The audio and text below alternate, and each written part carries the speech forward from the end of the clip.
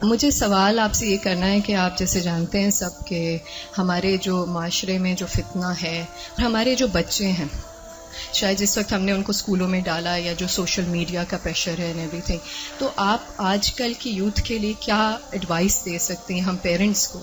دیکھیں ہماری جنت کیا جنت ہوگی جہاں ہمارے بچے نہ ہوں۔ بہت مشکل ہے کیونکہ آپ دیکھ رہے ہیں ہر طرف سے media is playing such an important and such a difficult role کہ ہم پیرنٹس کے لیے اس چیز کو سنبھالنا بہت مشکل ہو گیا اینڈ آل آف دیٹ۔ اور میں ایک واٹس ایپ پہ میسج مجھے ملا کہ what will happen to my children when I die, but سوچنے والی بات یہ ہے کہ what will happen to my children when they die. So اگر آپ کوئی ایڈوائس دے سکتی ہیں اس سلسلے میں تو بہت موزوں رہے گی۔ انہوں نے دکھتی رگ پہ ہاتھ رکھ دیا ہے اور بہت ہی اہم سوال ہے یہ۔ حقیقت یہ ہے کہ یہ ہر گھر کا مسئلہ ہے، ریلیجس فیملی ہے یا ریلیجس نہیں ہے، یہ مسئلہ ہر جگہ ہے، پڑھے لکھے ہیں یا ان پڑھ ہیں۔ آئندہ جنریشنز بہت بڑے فتنے میں ہیں، فتنہ ہر ہاتھ میں ہے اور وہ بڑھتا ہی چلا جا رہا ہے اور پوری دنیا ان کے سامنے ایکسپوز ہو چکی ہے۔ یعنی آپ کس چیز سے ان کو بچا سکتے ہیں، کس چیز سے روک سکتے ہیں؟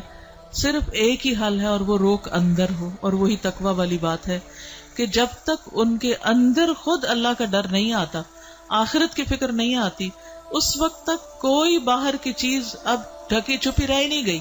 آپ سو رہے ہیں، آپ کو نہیں پتا آپ کے بچے اپنی رضائی کے اندر کیا دیکھ رہے ہیں، کیا کر رہے ہیں، کیا سن رہے ہیں، کہ کانوں کے اندر کچھ لگا ہوا ہے، کچھ دیکھ رہے ہیں۔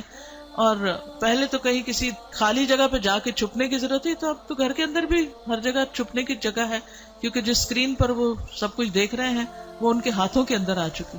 اس کے لیے جو پرسنل میرا ایکسپیرینس ہے وہ دو چیزیں، ایک تو یہ کہ ہم اسکولوں سے تو جو اسکول ہیں انہی میں ہی جائیں گے، اور جو باہر معاشرہ ہے اور جو کچھ ہو رہا ہے وہ سب وہ کریں گے، اس سے کاٹ تو نہیں سکتے۔ میں نے سب سے زیادہ جو دعائیں مانگی ہیں، رو رو کے مانگی ہیں، سجدوں میں پڑھ پڑھ کے مانگی ہیں، وہ اسی کے لیے مانگی ہے کہ اللہ میرے بچوں کو ایمان دے۔ یہ صرف پچھلے 5 سال میں جتنی چینجز آئی ہیں وہ اس سے پہلے شاید کئی 100 سال میں نہیں آئی تھی۔ اور پھر دوسرا کیا کیا، یعنی اللہ تعالیٰ سے خود ہی مانگا۔ دوسرا یہ کہ ہر تھوڑے عرصے کے بعد عمرہ، اللہ کے گھر چلو، کیونکہ اللہ کے گھر کا جو جلال ہے، اور اللہ تعالیٰ اگر انسان کو کہیں سب سے زیادہ محسوس ہو سکتے ہیں تو وہ بہت جگہ ہے۔ یعنی ہمارے ملک میں، ہمارے گھروں میں، ہمارے ماحول میں وہ فیلنگ نہیں آتی جو وہاں جا کر آتی۔ تو الحمدللہ ان عمروں نے، اللہ کے گھر کی زیارت نے دل کے اندر تھوڑی سی جگہ بنائی اللہ کو پہچاننے کی، کیونکہ جب تک اللہ کو بچے پہچانتے نہیں، اس کی عظمت کو محسوس نہیں کرتے، وہ اللہ سے ڈر نہیں سکتے، تو وہ تقویٰ نہیں آتا دل میں۔ تو اس سے یہ ہے کہ وہ ایسی جگہ ہے جہاں اللہ ماشاءاللہ سب کو جا کر یقین ضرور آتا کہ کوئی ہے ایک جس نے یہ سب کچھ بنایا۔ پھر اس کے بعد یہ ہے کہ قرآن کا علم، میں نے سب سے زیادہ تکلیف دہ مرحلہ گزارا کہ جب میں نے اپنے بیٹے کو قرآن پڑھایا، تو پھر میں نے یہ ٹھان لی کہ کچھ بھی ہو مجھے اس کو پڑھانا ہے۔ وہ ایج ایسی تھی کہ جس میں کچھ نہ کچھ وہ سننے کے قابل تھا، ورنہ وہ ایج بھی گزر جاتی ہے تو پھر بچے وہ اتنا بھی نہیں سنتے۔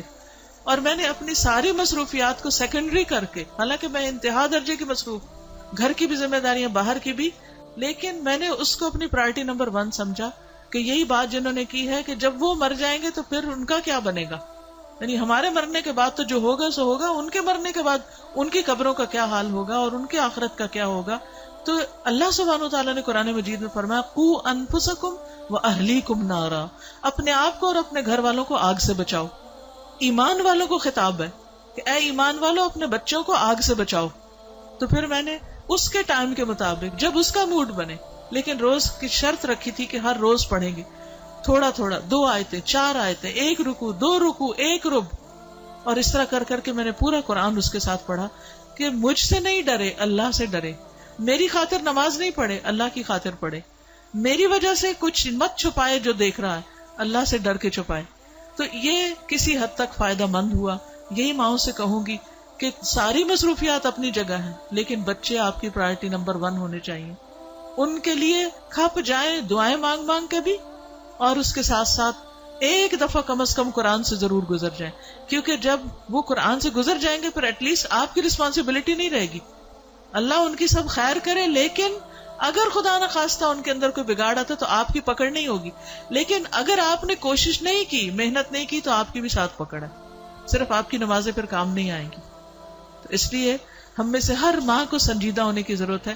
چاہے رونا پڑے، منتیں کرنی پڑے، بھوک کاٹنی پڑے، کچھ کرنا پڑے، لیکن پکڑ کے بیٹھے، خود بیٹھے. یہ مولویوں پہ نہ چھوڑیں کہ کوئی اور آ کے لیکچر دے گا تو وہ سن لیں گے، اس کو بتا دیں گے، ابا کو بتا دیا، چچا کو بتا دیا، اس کو ماموں کو بتا دیا.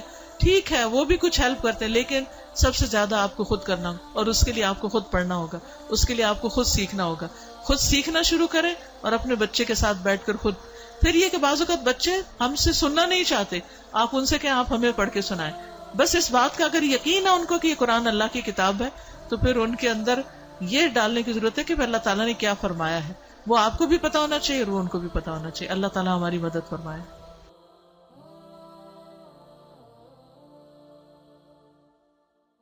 ربنا هب لنا من ازواجنا وذرياتنا قرة اعين واجعلنا للمتقين اماما.